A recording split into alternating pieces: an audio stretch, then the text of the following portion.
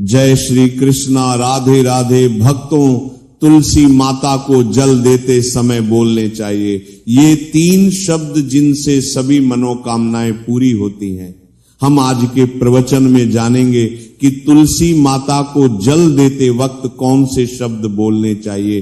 किसी समय की बात है, भगवान विष्णु विश्राम कर रहे थे, तभी देवी लक्ष्मी वहां आई और भगवान विष्णु से तुलसी माता को जल देने के महत्व के बारे में पूछा। भगवान विष्णु ने उन्हें तुलसी माता को जल देने के महत्व को विस्तार से बताया। तब देवी लक्ष्मी ने कहा, हे स्वामी, आपने मुझे तुलसी माता के महत्व के बारे में बताया, लेकिन अब मैं ये जानना चाहती हूं कि तुलसी माता को जल कैसे देना चाहिए, उनकी सेवा की सबसे श्रेष्ठ विधि क्या है और जल देते समय कौन सा मंत्र बोलना चाहिए। भगवान विष्णु ने उत्तर दिया, प्रिया देवी, जैसा कि मैंने तुम्हें तुलसी माता के महत्व के बारे में बताया, उसी प्रकार तुलसी माता को जल देते समय बोला जाने वाला मंत्र भी बहुत महत्वपूर्ण है। यह मंत्र 3 शब्दों का है, लेकिन इसका प्रभाव अत्यंत शुभ और कल्याणकारी है।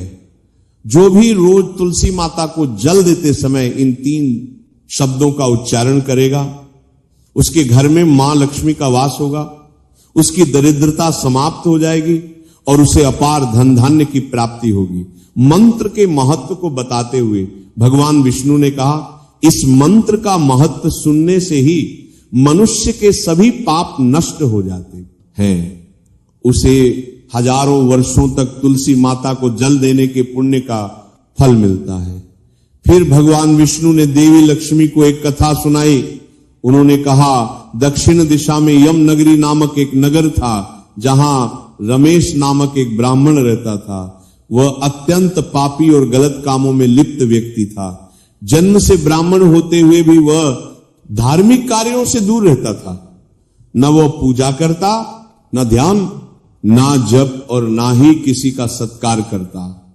वह मदिरापान और मांसाहार भी करता था और हमेशा अनैतिक कार्यों में व्यस्त रहता था। और वह ब्राह्मण दिन में खेत में काम करके पत्ते बेचकर अपनी जीविका चलाता था और रात में वेश्याओं के पास जाता था। इस प्रकार उसने अनेक वर्षों तक अपना जीवन इसी पापपूर्ण तरीके से बिताया। फिर एक दिन वह दुर्बुद्धि ब्राह्मण पत्ते इकट्ठा करने के लिए एक शिष्य की वाटिका में पहुंचा और पत्ते तोड़ने लगा। तभी एक काले सर्प ने, जो काल के रूप में वहां उपस्थित था, उसे काट लिया। उसी समय उसकी मृत्यु हो गई। उसकी मृत्यु के तुरंत बाद यमराज के दूत वहां प्रकट हुए और उसकी आत्मा को लेने के लिए आए। वे उसे यमलोक ले जाने लगे। मार्ग में वह ब्राह्मण यमदूतों के सामने रोने और विलाप करने लगा। उसने कहा, हे दूतों, मुझे कहां ले जा रहे हो? मुझे छोड़ दो, मेरे प्राण बचा लो। लेकिन यमदूत बोले, अरे पापी ब्राह्मण, तेरे दुष्कर्मों के कारण तुझे ये दंड मिला है। अब यमराज तुझे घोर नरक में डालेंगे। यमलोक पहुंचने पर चित्रगुप्त ने उस ब्राह्मण का पूरा लेखा जोखा प्रस्तुत किया। उन्होंने कहा है, धर्मराज, इस ब्राह्मण ने अपने पूरे जीवन में केवल पाप किए हैं, इसने कभी कोई पुण्य कार्य नहीं किया। धर्मराज ने दूतों से कहा, हे दूतों, इस घोर पापी ब्राह्मण को नरक में डाल दो, इसे अपने कर्मों का फल भोगना होगा। यमदूत उसे ब्राह्मण को नरक में ले गए और उसे भयंकर अग्नि में धकेल दिया। वह कई वर्षों तक नरक की यातनाएं सहता रहा। इसके बाद उसे अगले जन्म में बैल के रूप में जन्म मिला। बैल का शरीर पाकर उसने भारी बोझ उठाने का कार्य किया। उसका मालिक उससे दिन रात काम करवाता था। जब उसकी शक्ति समाप्त होने लगी तो मालिक ने उसे एक लंगड़े आदमी को बेच दिया। वह लंगड़ा आदमी उस बैल का उपयोग अपने बोझ उठाने के लिए करता था। बैल ने 8 वर्षों तक उसकी सेवा की। फिर एक दिन वो बैल लंगड़े आदमी को लेकर एक ऊंचे पर्वत पर चढ़ा। अधिक परिश्रम और थकान के कारण वह बैल मूर्छित होकर गिर पड़ा और अंतिम सांसें लेने लगा। वहां खड़े लोगों को उस बैल पर दया आ गई। उन्होंने उसके मुख में पानी डालने का प्रयास किया। उसी वे में एक पुण्यात्मा व्यक्ति भी था। उसने अपने पुण्य का थोड़ा भाग उस बैल को दे दिया। इसे देखकर अन्य लोगों ने भी अपने अपने पुण्य उसे देना शुरू कर दिया। उसी वे में एक वेश्या भी की थी। सभी अपना पुण्य उस बैल को देकर उसका उद्धार करने का प्रयास कर रहे थे। ये देखकर उस वेश्या ने भी अपना पुण्य उस बैल को दे दिया। कुछ देर बाद उस बैल की मृत्यु हो गई। फिर उस स्थान पर यमदूत आए और उस बैल के शरीर से उस ब्राह्मण की आत्मा को निकालकर यमलोक ले गए। यमलोक पहुंचने पर उसे यमदेव के सामने प्रस्तुत किया गया। चित्रगुप्त ने जब उसका लेखा जोखा देखा तो वे चकित रह गए। वेश्या के द्वारा दिए गए पुण्य के कारण उसके सभी जन्मों के पाप नष्ट हो चुके थे। यमदेव ने कहा, हे ब्राह्मण, उस वेश्या ने तुझे अपना पुण्य देकर तुझ पर बड़ा उपकार किया है। उसी के पुण्य के प्रभाव से तुम्हारे सभी पाप नष्ट हो गए, इसीलिए अब तुम्हें फिर से मनुष्य जन्म प्राप्त होगा। इस प्रकार वह ब्राह्मण पृथ्वी पर एक उत्तम ब्राह्मण कुल में जन्म लेता है। उस महापुण्य के प्रभाव से उसे अपने पूर्व जन्म की सारी बातें याद आने लगती हैं। जब वो बड़ा होता है तो उसे ध्यान आता है कि पिछले जन्म में जब वह बैल था तब एक वेश्या ने उसे अपना पुण्य दिया था। उसके मन में उस वेश्या के बारे में जानने की उत्सुकता जागती है। वह वेश्या का पता लगाकर उसके नगर में पहुंचता है। वहां वह वेश्या जो अब बूढ़ी हो चुकी थी उसे मिल जाती है। वह ब्राह्मण उसके सामने जाकर बार बार प्रणाम करता है और धन्यवाद देने लगता है। वेश्या उससे पूछती है, हे ब्राह्मण श्रेष्ठ, आप कौन हैं और किस कारण मुझे धन्यवाद दे रहे हैं? मैंने आपका कौन सा कार्य किया है जिसके लिए आप मुझे नमस्कार कर रहे हैं? तब ब्राह्मण कहता है, हे मां, मैं वही बैल हूं जिसे तुमने अपना पुण्य देकर जीवन दान दिया था। अपने पाप कर्मों के कारण मुझे पिछले जन्म में बैल बनना पड़ा।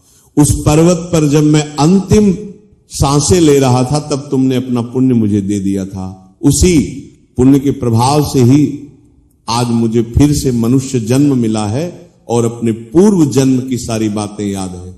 किंतु हे मां, मैं यहां ये जानने आया हूं कि तुमने मुझे कौन सा पुण्य दिया था जिससे मेरे सभी पाप नष्ट हो गए। मैं उस पुण्य के बारे में जानना चाहता हूं।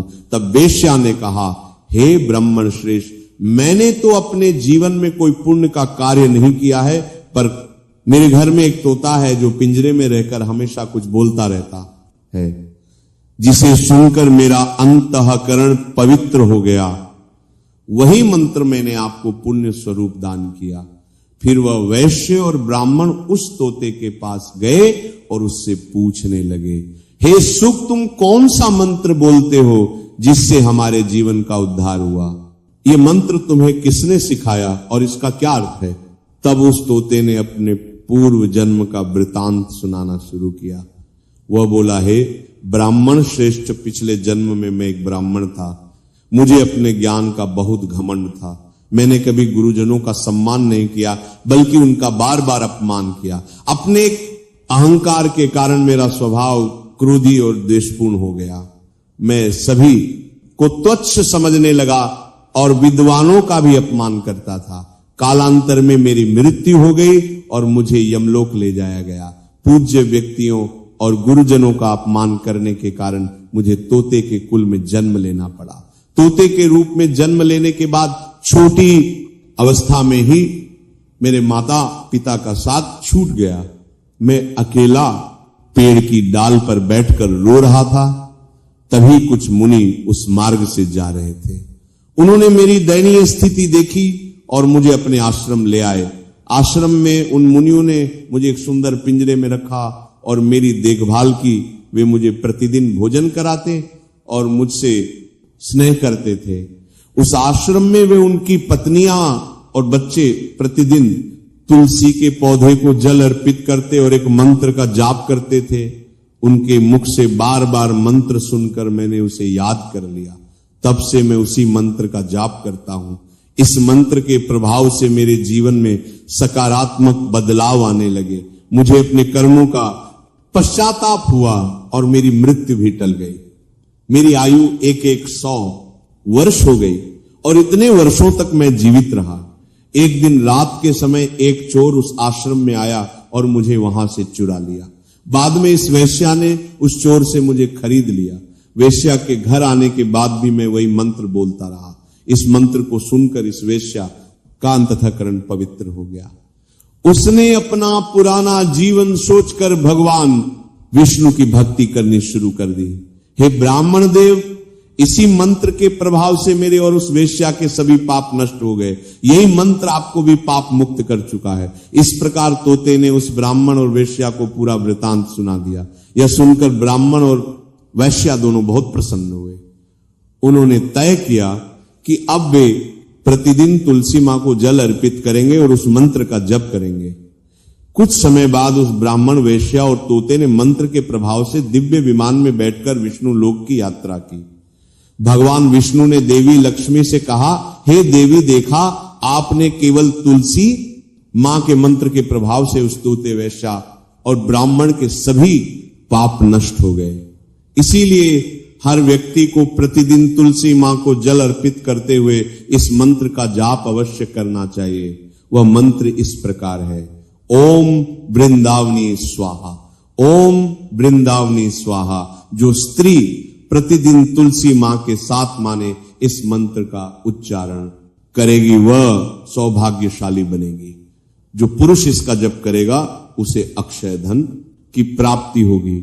जिस घर में प्रतिदिन तुलसी मां की पूजा होगी वहां लक्ष्मी जी का सदावास रहेगा।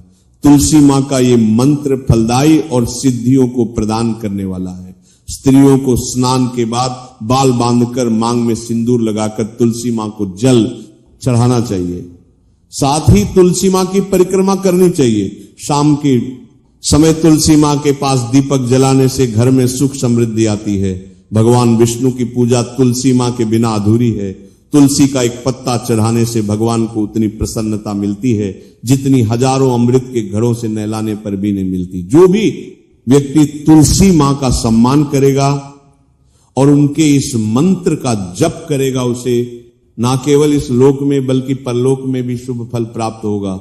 ऐसा फल तुलसी मां के पत्तों के दान से मिलता है। जो मृत्यु के समय अपने मुख में तुलसी के पत्तों का जल ग्रहण करता है, ऐसा व्यक्ति अपने सभी पापों से मुक्त होकर भगवान विष्णु के धाम जाता है।